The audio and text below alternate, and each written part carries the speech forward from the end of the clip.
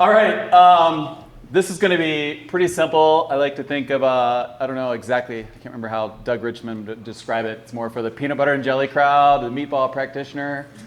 And I guess I just want you to think for a minute, has there ever been a time when you've been separated from your partner or your group? Have you lost track of them? Is anyone here a snowmobiler? Raise your hand. Yep, so you know what I'm talking about.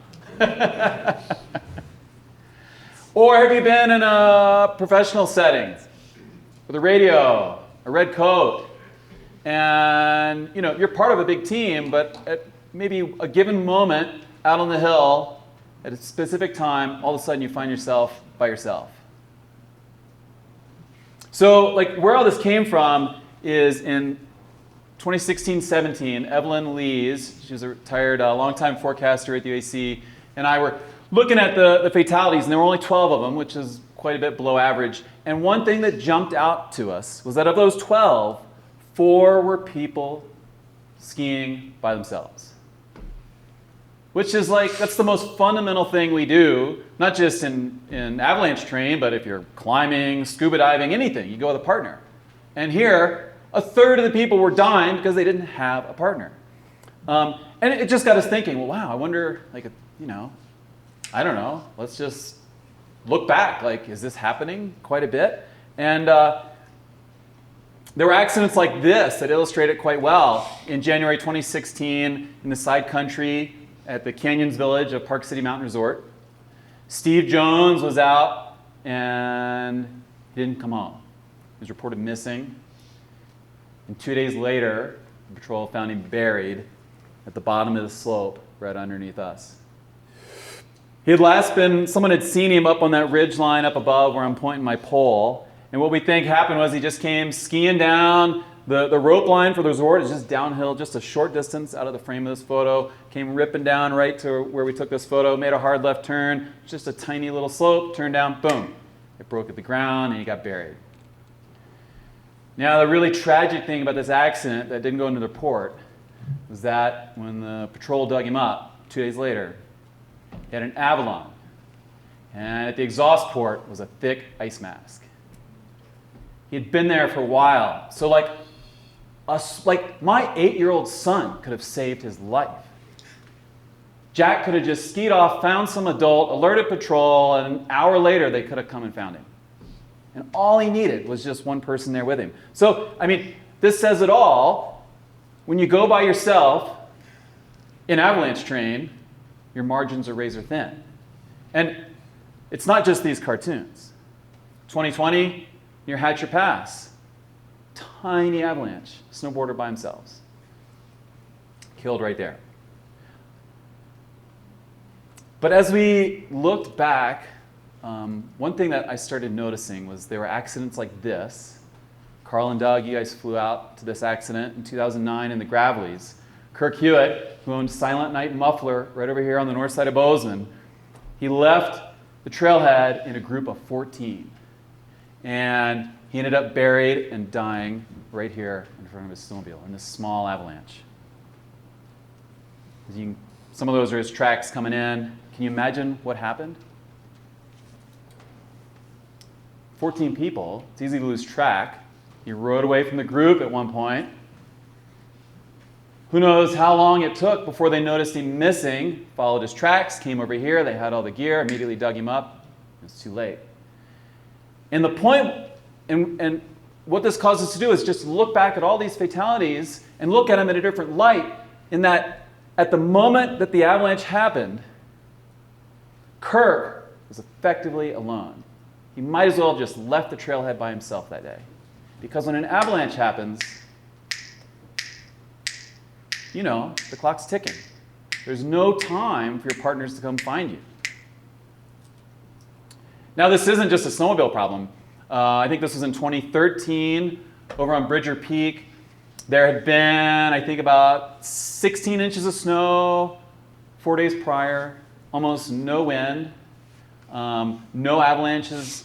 There might have been a few, but basically no avalanche activity, no wind. The danger was moderate, and there was a group of 4. They went out the ridge to Bridger Peak. The first 3, and it was, obviously 16 inches of snow, give it 4 days to settle a little bit, no wind, great skiing, right?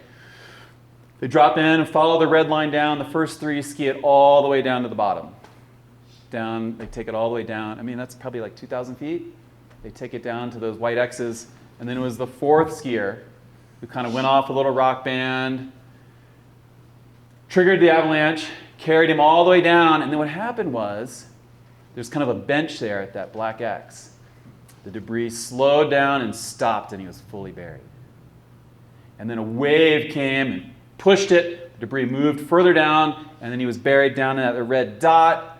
And his 3 buddies then had to switch their boots and their bindings into uphill mode, put their skins on, and I think it took them 5 to 10 minutes to get up there. Fortunately, his hands were out of the snow, his head was near the surface, and he was kind of able to dig out around his face and clear his airway, and he was breathing, and then they got him out. But what if, and this is what really sank in and why I always remember this, what if the debris had stopped up on that upper bench? They might have been 15, 20, 30 minutes away, depending on their fitness level. I was one of the 4, and yeah, he would have been dead. So he was basically by himself. So, and I just use this as an example. When we went back and looked at the data, we defined being effectively alone as, is your partner out of sight? That happened in 2019 near Electric Lake in central Utah. Kid's partner went around the corner, had no idea avalanche happened. Your partner's too far away. Or, as we see all the time, are your partner's caught as well?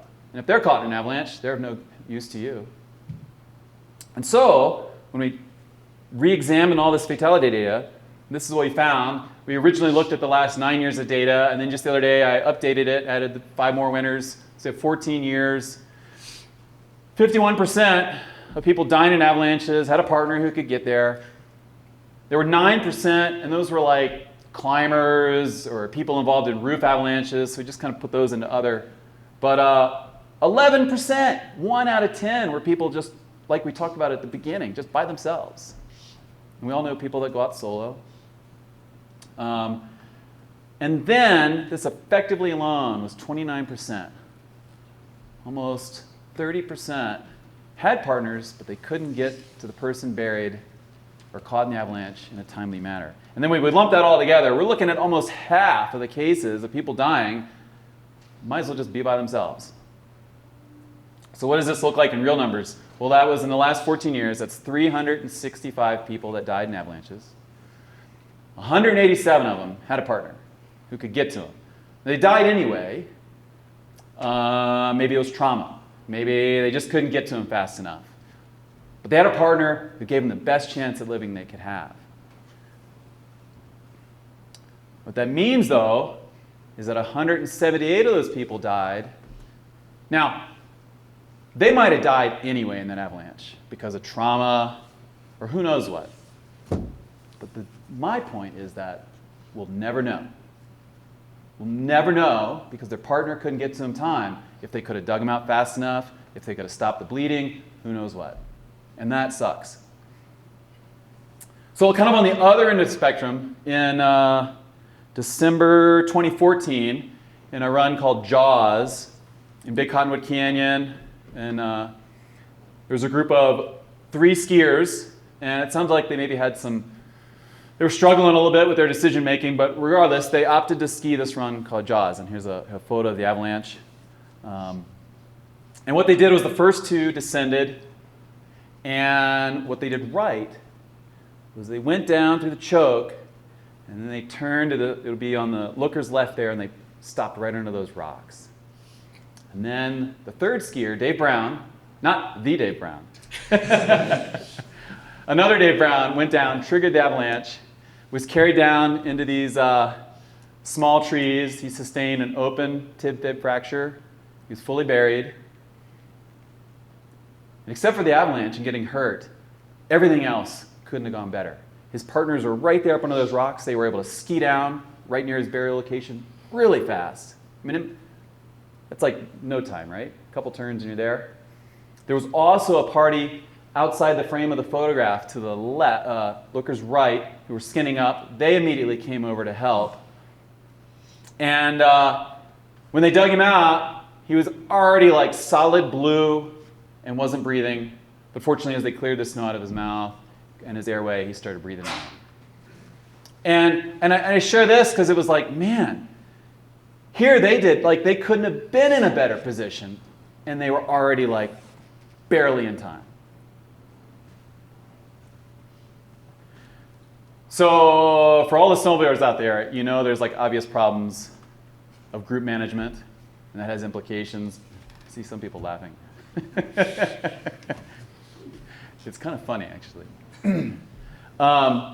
But it's not just a motorized problem. I think we struggle with it more than we realize when we're on foot. And oftentimes in classes, we'll say, hey, just go one at a time. And we just kind of skip over that. But that is like, you know, we're going to get it wrong. We're going to make the wrong choice of whether or not to ski a slope. But there are a few things we can get right. And obviously, when you're on foot, you spend a huge chunk of your time going uphill when your exposure is the greatest. And so one thing that Evelyn was wondering, and then I just updated the data, was, well, I wonder how often this happens. I wonder how often people are dying on the uphill part of their day. So the first thing we had to do was take of those 365 avalanche fatalities over the last 14 years. We had to pull out basically the folks, we had to pull out the folks snowmobiling, climbing, roof avalanches, all that stuff, and just focus on the people kind of skinning uphill for the purposes of skiing down or snowboarding down. And that was about 36%. And then we looked at how many of those, it was 121 people who died, how many of those were actually on the uphill portion of their day. And this is what it looked like. It's a huge chunk of like, this is when you should get it right. You should pick that safe up track. And you know, obviously there are times like later in the spring when, yeah, sure, we're gonna all boot up this couloir at the same time. But when you start digging through the data, you see those are really rare. Because as we know, just a few weeks ago, 2 people skinning up, somehow, you guys would know, like one of them wasn't caught, maybe just dumb luck. 2019, tobacco roots, 4 skiers skinning up, 1 dies. 2021, just pure luck that no one died here. 3 skiers caught in an avalanche on the Finn on their way up, 2 injured. Could have just as easily have been a fatality. And I got to be honest, just a couple weeks ago, I was down in the La Salles near Moab, and we were skiing this run here. Stability was good. The powder was good. The views. Has anyone ever skied there? You should, because you're like skiing down through powder, looking out over the red rocks, canyonlands. And the first person skis all the way down like, woohoo! And we're just ready just to rip all the way down. And the only reason we didn't is because I'd been putting this talk together. I was like, no, we can't do that.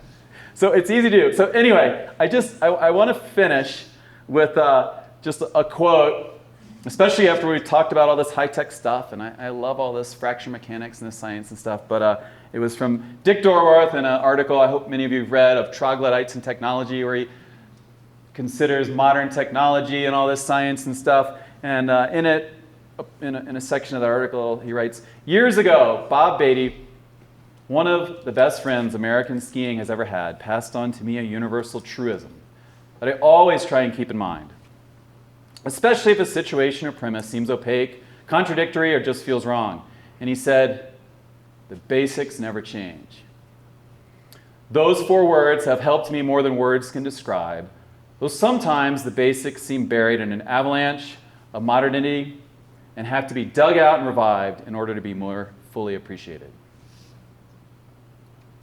So I hope that's kind of what I've done, and I just hope when you're out there traveling around, maybe you just pause and think for a second, at this moment, am I effectively alone? Can my partners get to me in a timely manner?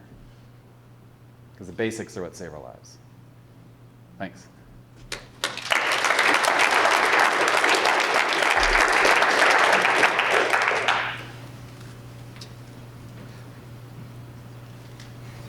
Just a comment, I guess. Obviously a great comp, very simple way to end it. But we teach these basics of go one at a time, watch each other from a safe spot. As you said, it's easier said than done. So I don't have a solution, but for educators, forecasters, like thinking of ways to teach that to the level 1 awareness students, like really being in the field and showing them how to, where points are to move to and from. And it's just so much easier said than done. Like, or am I going to stand at the bottom of the slope for 2 hours while you skin up and then I'll go? And if that's the case, maybe you shouldn't be there. But It seems like a lot of people leapfrog, but they don't kind of. But yeah, but then are they actually like in a safe spot? There's a little bit of interpretation there. Perfectly clear. All right. Thanks so much for having me.